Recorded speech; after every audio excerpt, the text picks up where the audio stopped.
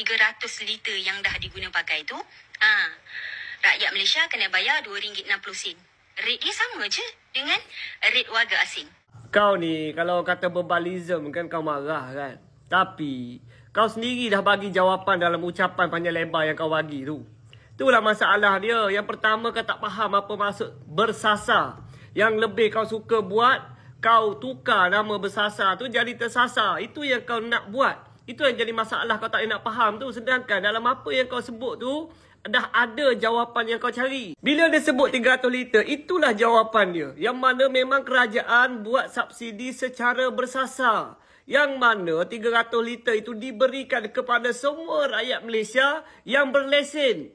Aku buat video semalam kan. Aku pakai produk Azia. Memang produk Azia tu isi RM50 baru 25 liter macam tu. 300 liter tu banyak. So, untuk aku yang pakai Azia dan kereta yang lebih kurang ni, memang dah cukup dah sebenarnya. Dan inilah konsep keadilan yang dipakai oleh kerajaan.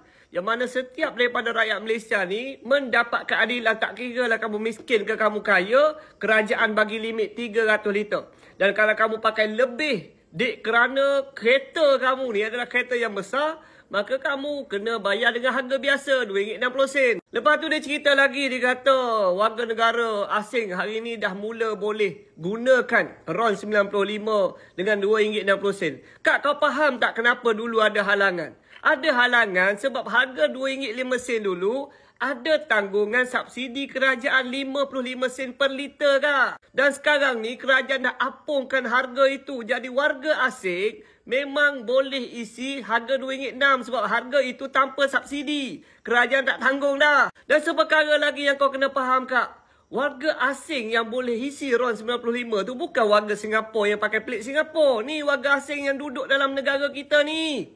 Yang pakai kereta number plate Malaysia. Yang tu yang boleh isi RM2.06 tu. Warga asing Singapura apa semua tu, dia kena isi RON 97. Sebagai contoh tu, papa Arab yang ada kedai shawarma apa semua tu dekat Bukit Bintang tu, yang kaya-kaya tu, yang boleh buat duit dalam negara kita.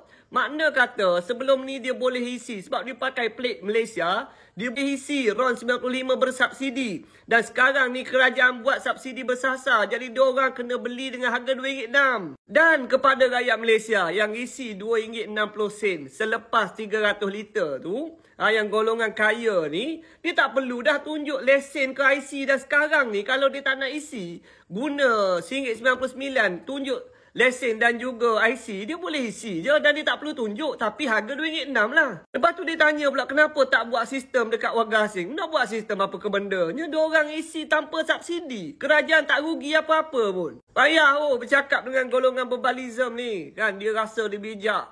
Dia punya cakap tu nampak macam confident tapi merapu tak habis-habis.